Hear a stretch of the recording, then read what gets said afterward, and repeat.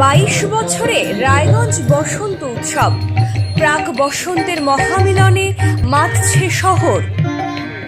গুটি গুটি পায়ে 22 বছরে পদার্পণ করল রায়গঞ্জের ঐতিহ্যবাহী বসন্ত উৎসব।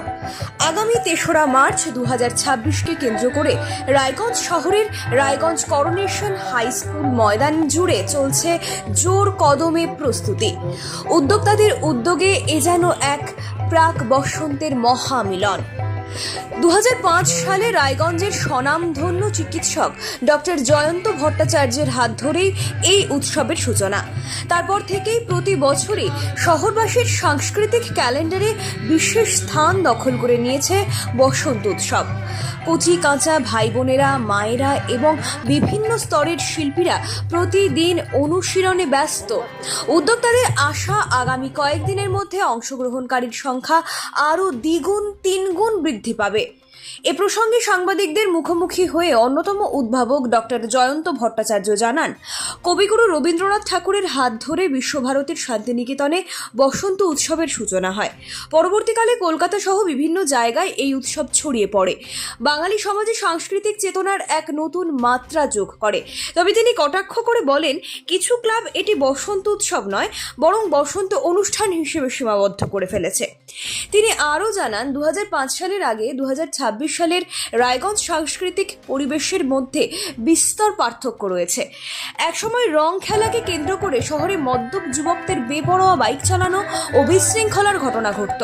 বর্তমানে সেই চিত্রের আমূল পরিবর্তন হয়েছে।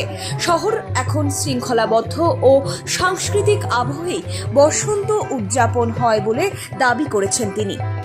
বিগত বছরের মতো এবছরও শান্তি ও সুস্থতা বজায় রেখে ঠিক সকাল 9টায় রায়গঞ্জ করোনেশন হাই স্কুল ময়দানে অনুষ্ঠানের শুভ সূচনা করা হবে। রায়গঞ্জবাসীকে এই বসন্ত উৎসব উপভোগ করার জন্য আন্তরিক আমন্ত্রণ জানিয়েছেন উদ্যোক্তারা। আচ্ছা, এখানে জানো একটা কথা খুব পরিষ্কারভাবে বলা দরকার, বসন্ত উৎসব শান্তিনিকেতনে রবীন্দ্রনাথের হাত ধরে শুরু হয়েছিল এবং কলকাতায় কিছু কিছু জায়গায় বসন্ত উৎসব হয় রবীন্দ্র ভারতীটা। এছাড়া সর্বত্র যেটা হয় সেটা বসন্ত অনুষ্ঠান। কতগুলো টিম এসে নাচে বিভিন্ন জায়গায়, সবাই মিলে। এই যে এখানে যে জনসংখ্যা দেখা যাচ্ছে, এটা আগামী 2-3 দিনে it will be double or triple.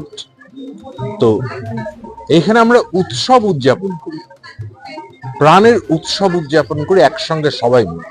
এটা হচ্ছে বসন্ত উৎসব। বসন্ত অনুষ্ঠান এবং বসন্ত উৎসবের পার্থক্য করতে হবে। রায়গঞ্জে আমরা বসন্ত উৎসবের সূচনা করেছিলাম 2005 সালে। এবার 22 বছর অতিক্রম করব, একদম পূর্ণ যৌবন।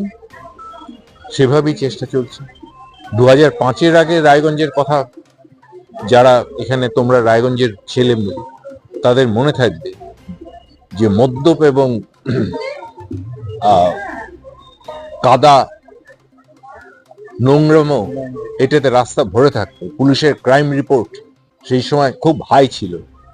পরে যখন আমাদের আমন্ত্রণে এসপি আসতেন, এবার তো এখন ইলেকশনের এ কারণে এসপি ডিএম বোধহয় আসতে পারবেন, তাকে সাংবাদিকরা, আনন্দবাজারের সাংবাদিকরা জিজ্ঞেস করেছিলেন যে আপনার কি মনে হয় বসন্ত উৎসবের অ্যাচিভমেন্ট? বলেছিলেন যে আমার একটাই বক্তব্য, যে আমি সেদিন ঘুমোতে পারি, ক্রাইম রেট 0। এবং এখনো তোমরা জানো যে রায়গঞ্জে ক্রাইম রেট 0। এবং আজকে এই বসন্ত উৎসব রায়গঞ্জের প্রত্যেকটি পাড়ায়, প্রত্যেকটি ওয়ার্ডে, বিভিন্ন ক্লাবে ছড়িয়ে পড়েছে। স্বাভাবিকভাবেই এই বসন্ত উৎসবের সংখ্যা হ্রাস হয়েছে, কিন্তু সেটাও আমরা উৎসবের যে প্রাণ, এটাকে নষ্ট হতে দিই।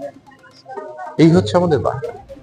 এবং এটা সম্ভব হয়েছে সবার অংশগ্রহণ। যারা বাইরে থেকে এই বসন্ত উৎসবটাকে এরকম বড়ত রবীন্দ্রসঙ্গীত, আপাতত রবীন্দ্রসঙ্গীত বেসডি, তার বাইরে একটা দুটো আধুনিক গান আছে। আধুনিক গান মানে সেই পুরনো বাংলা ছবির সাতসুরোকে আমরা এখনই গাইব একটু বাদে। সাতসুরোকে, যেটা একদম একেবারেই বসন্তের গান। ফিল্মটার নাম আমি এক্ষুনি মনে করতে পারছি না।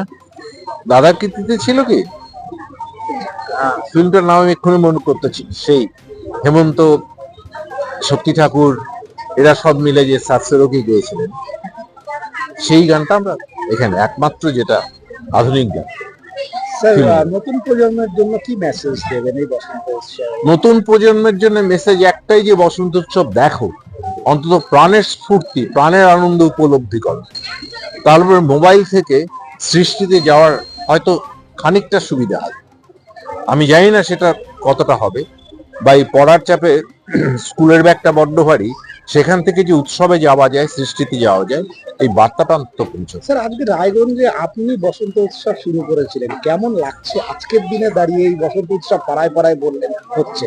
অবশ্যই ভালো লাগছে, এবং শুধু রায়গঞ্জে কেন, গোটা দিনাজপুরেই, উত্তর দিনাজপুরেই তো আমার বসন্ত উৎসব পথপ্রদর্শক, এবং উত্তরবঙ্গের ক্ষেত্রেও এটা পথপ্রদর্শক। ফলে এটা তো ভালো লাগারই কথা, আমাদের সবার ভালো লাগে।